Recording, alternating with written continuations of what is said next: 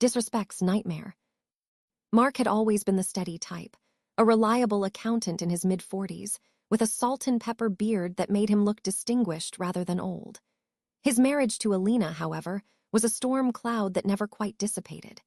They had met in college, back when her sharp wit was charming and her ambition matched his quiet drive. But 15 years and a mortgage later, Alina's tongue had sharpened into a blade. She belittled his long hours at the firm, calling him the invisible provider, mocked his weekend golf outings as midlife delusions, and once, in front of their friends at a dinner party, sneered that his idea of romance was paying the bills on time. Mark swallowed it all, telling himself it was just stress from her high-powered marketing job. Love, he reasoned, was enduring the barbs. It started innocently enough at the neighborhood coffee shop, a ritual Mark clung to on Saturday mornings to escape the chill of their suburban home.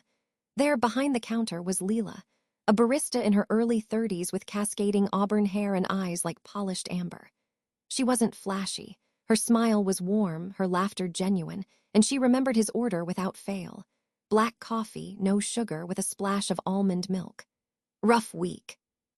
She'd ask, leaning on the counter just close enough to catch the faint scent of vanilla from her apron. At first, Mark brushed it off as friendly service. But Leela had a way of listening, really listening, when he vented about Alina's latest tirade. "You deserve someone who sees the hero in the everyday," she'd say softly, her fingers brushing his as she handed over the cup. It was electric, that touch innocent, yet laced with promise. Weeks turned to months. Leela's shifts aligned suspiciously with his visits, and soon they were lingering after closing, the shop's warm lights casting long shadows on the empty tables. She shared stories of her own fractured past, a nomadic artist who had settled in the city after a bad breakup, painting pictures of freedom and passion that made Mark's structured life feel like a cage. One rainy afternoon, as thunder rumbled outside, she invited him to her tiny studio apartment upstairs. "Just to dry off," she said with a wink. Inside, canvases leaned against walls like unspoken dreams, and over cheap wine she traced the lines of his hand with her fingertip. "These hands build worlds," she murmured. "Why let them be chained?" That night they didn't cross the line, not yet, but the seed was planted. Mark went home to Alina's cold shoulder and a snapped remark about his coffee addiction, and for the first time he wondered if staying was weakness or loyalty. The seduction unfolded like a slow-burning fuse. Leela was patient, a master of subtlety.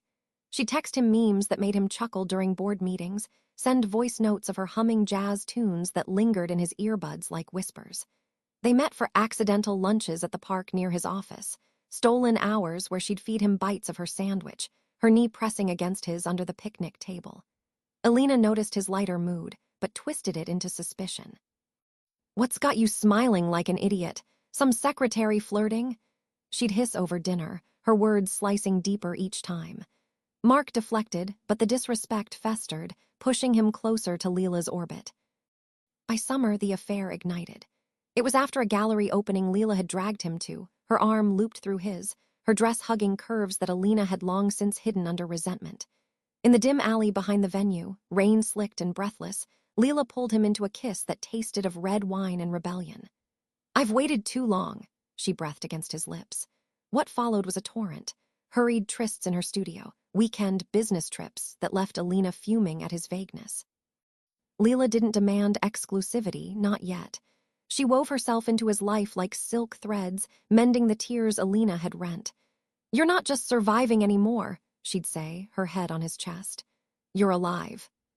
But Leela was no mere siren. She was a strategist, her artist's eye spotting vulnerabilities like flaws in a canvas.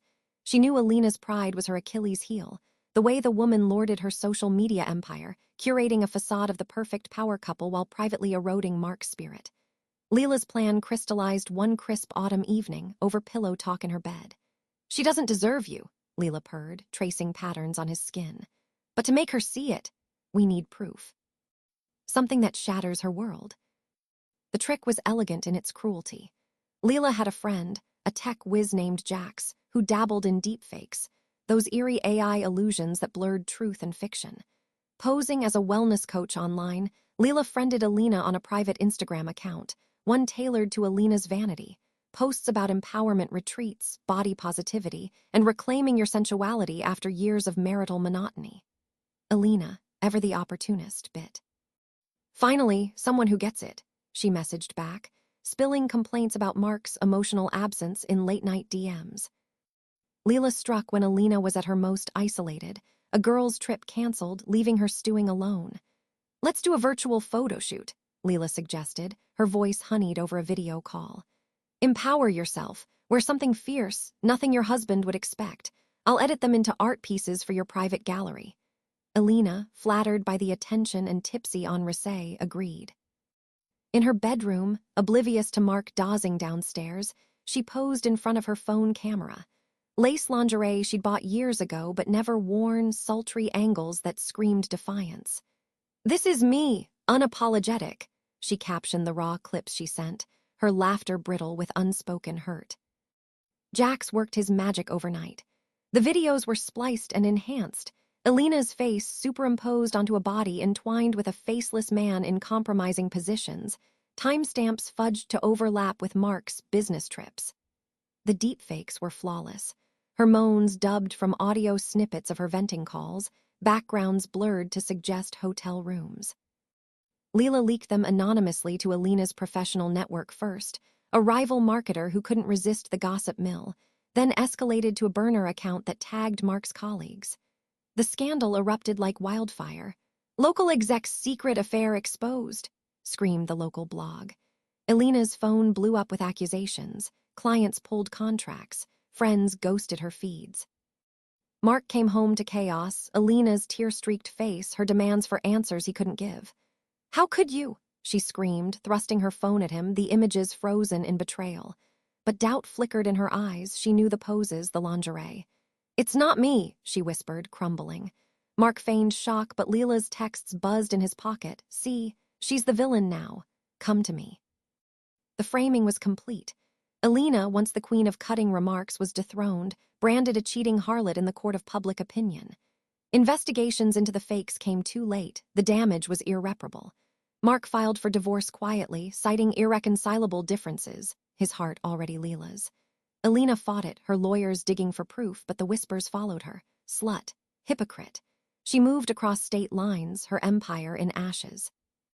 In the end, Mark and Leela built a life from the ruins. Her studio expanded into a home, his steady hands now framing her canvases on the walls. On quiet mornings, over black coffee with almond milk, he'd catch her amber eyes and feel the thrill of escape.